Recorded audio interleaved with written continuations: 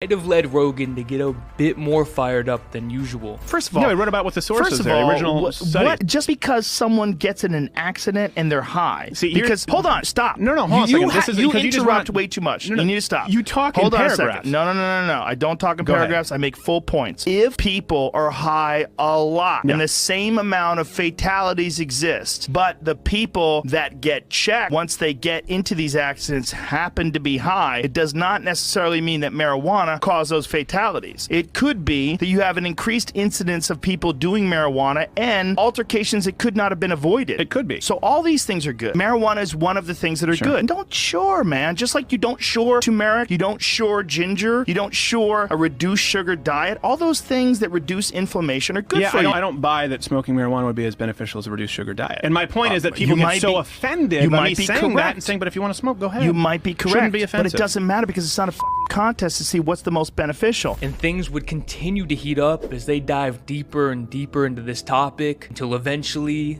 they reached a boiling point. You're the guy that thinks people should be able to do whatever. You're a free market guy, that's right? What I just said. So if you're a free market guy, why wouldn't you be in support of something, whether it's the most beneficial or equally beneficial? Just said I am. But you're not necessarily because you're denying. But because right now of the chemical compound.